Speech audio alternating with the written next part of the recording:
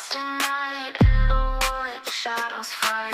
Don't take gold, can't take flight. Power's gone, nothing's right. Cauldron cold, no more fire. Potions fail, dreams expire. Spirits whisper, call me liar. In the dark, lost desire. Purchase cry, echo loud. Through the fog, through the shroud. Mystic force, once so proud, now just whispers in the crowd.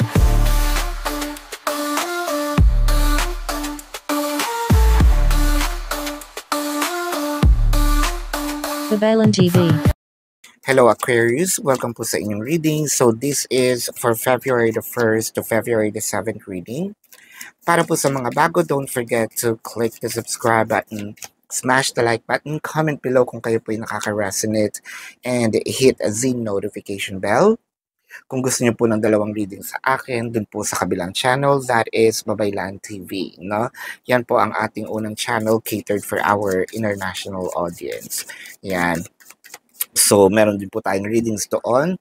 February the 1st to February the 7th. Kung hindi po kayo makaka-resonate dito, baka nandun po ang inyong reading. No? I want you to know that this is a general reading. You may resonate with the entire reading, or you may resonate with some bits and pieces of the reading. Take what's only yours. Magsimula na tayo. Aquarius. So parang nakikita natin na parang paakyat na itong relasyon natin. It's actually ascending. It's actually a thing wherein nakikita mo yung elevations, no? Hopefully hindi ito yung galit na pataas na, no? Pero nakikita mo na yung pag-asa na hopefully nandun na kayo sa papunta na tayo sa goal, no? Inaasam-asam ninyo, Aquarius. Either nakakita ka ng mataas na lugar or there's something about, I'm seeing, why not? Sabi ko mataas na lugar. It could be what? Baguio, La Union, what have you, no? Something about that place. Anyway, baka gusto nyo magpunta doon. Anyway, what I am seeing in here, para kasing unti-unting nagbabago, no? May mga magandang pagbabago with the Empress kasi this is somehow a rebirth or giving birth to a new idea. Probably tapos na kayo doon sa pa-tweetams, no? Pa chill. Ngayon medyo nag-uusap na tayo na why not mag-impok, no, for the future, or nag-start na kayong invest, no? Let's say bumili ng motor, dalawa kayo, no? Kind of it's a mutual kind of fund, no? Na para sa inyong dalawa. Now with the Empress also in here, marami na ring pagbabago sa iyo. Whether it is the physical change, whether it is spiritual change, no? I'm also seeing na parang unti-unting nawawala yung mga obstacles, no, sa paligid. Kung meron man dati na nakaka-crush pa sa iba, ngayon parang ay wala na. Focus na ako dito and I feel like this is really the person, no, that I will be with. Kaso what's with this 10 of Swords? Bakit bigla na lang nahinto, no? So parang ito ba yung dahil na-reach nyo na yung peak, no? Kasi meron talaga ding mga pagsasama na kapag, let's say, naging mag-asawa na, hala, nawala na yung lambing. Para na lang tayong magkapatid, boardmate, no? Now, with the Alchemist, ang nakikita natin with the Ace of Wands, someone here wanted to bring the passion back, no? So, ang ibig natin sabihin, baka naman meron sa inyong nilalamig-lamig na, no? So malamig ang panahon, pwede nating gamitin or take advantage of this weather para, alam mo na, makipaglabing-labing, no? In literal form, kasi Ace of Wands is actually a phallic card, no? Baka pwede mong himas-himasin, no? Si Manong. Ayan. And with the Nine of Swords, hindi ito sa pagiging, kasi 'di ba sex is part of the relationship and that's actually one of the key ingredients for the both of you to have a stronger bond. Now, that is having a commitment, having sex with a person that you are committed with that itself, no? Ngayon, kung one night stand yan, ay wala ako doon, hindi yun yung aking pinupunto, no? Ang punto de vista ko dito is yung pagsasamang merong relasyon, may pag-ibig. No, now with the Nine of Swords, nakikita natin dito, Nine of Swords is clarified by the Six of Swords. So medyo na-stress tayo. Hindi na lang natin siya pinupuna. Hindi na lang natin siya kino-call out. Parang kailan ba maaayos itong issue, no? So meron talagang naging issue, which is being stuck in a place. So paano ko, parang hindi ako makaandar pa pasulong, hindi rin ako makaandar pa atras. So nandito lang ako, parang iniwan mo ko sa isang lugar na hindi na kung kahit kailan pwede mo akong balikan, no? With the Queen of Swords in here and the Lovers. So parang sa'yo, ano ba? Tayo pa ba? No? Ano ba? Ano ba ang tingin mo sa akin, no? Magjowa pa ba tayo? Anong relasyon natin ngayon? Siguro, you might be wondering dahil nandito tayo sa isang sabihin nating sitwasyon na bakit all of a sudden, no, nawala ang saya, nawala ang excitement, no? Pwede rin naman ito sa trabaho, no? Kasi parang, oy, nakikita ko yung sarili ko dito, and then nakapasok ako, no? And I feel like, at first, ang saya-saya ko naman. At first, okay naman yung lahat. Up until nakita ko, anong may mali? Saan may mali? Ako ba may mali? Para akong naboboard na, nababurn out na ako. Also, sa relationship that also can happen. No, nababurn out na ako kasi parang wala namang excitement. Hindi siya nagpo-progress, no? Sa business, ganun din. At first, okay, no? Kilos, sa last, gising maaga, hanggang you just found out you're dragging yourself. Parang, sandali, ayaw kong bumangon, pero hinihila ko yung sarili ko para magampanan to, no?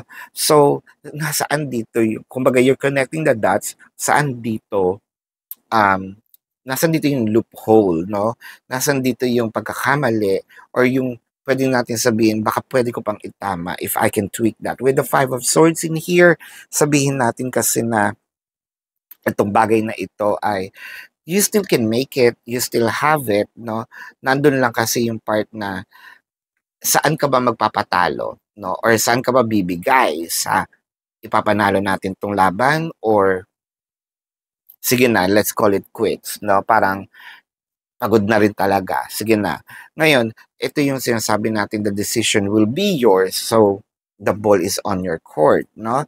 With the Five of Wands. So, parang naghahati na. Bakit? Kasi either madalas na ba itong pagkakaroon ng issues, madalas na ba itong pagkakaroon ng discussions, no? Ng mga factions. Marami na rin bang tao ang involved, no? Kasi, yun ang nagiging mahirap sa isang relasyon, kahit anong relasyon pa yan, no? Kung grupo ito, then okay, no? May mga kabilang tayo ibang tao. Pero if this is romantic relationship, it's just you and the person. If it's a family, then you and the person, your kids, or probably pwedeng extensions, yung mga magulang, blah, blah, blah, ganyan, no? Kapatid, that's extensions, no? Pero when you say commitment, it's just you and the person. Now, with the Chariot, parang siguro lumayo muna yung isa.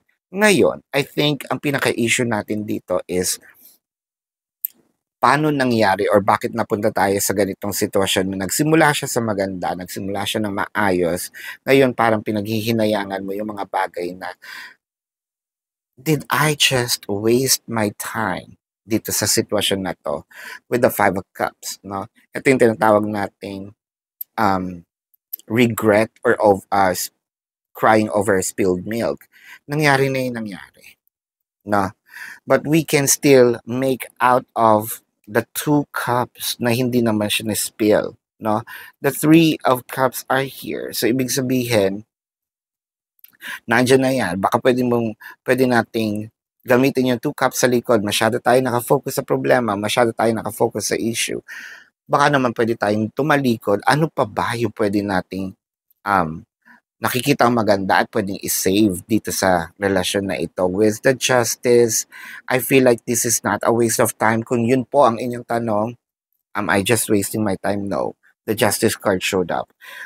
This may be a pace, no, sa inyong relationship, but it doesn't mean wala namang perfect na relationship.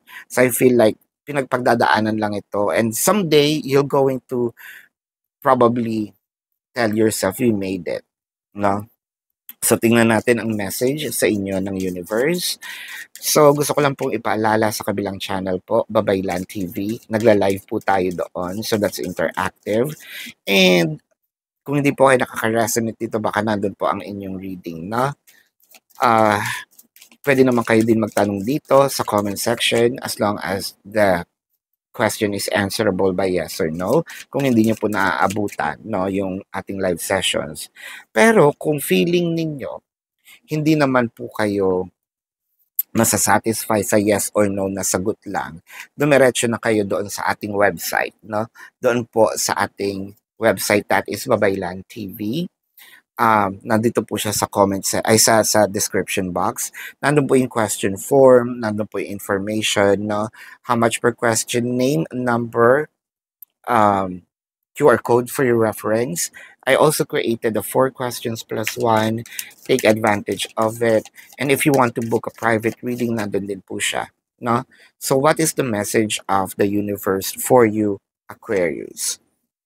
Attack, pain, fear, judgment, and any form of separation are merely calls for help. So, ibig sabihin nito na parang itong mga nangyayari sa atin, no, katulad nga ito, parang feeling natin sinasabotahe tayo, meron tayong mga lungkot, no, pighati, iyak, no, or mga nagagawa ng mga tao sa paligid na parang pinaghihiwalay tayo. I think na mas kailangan nating i-save, no, ang relationship.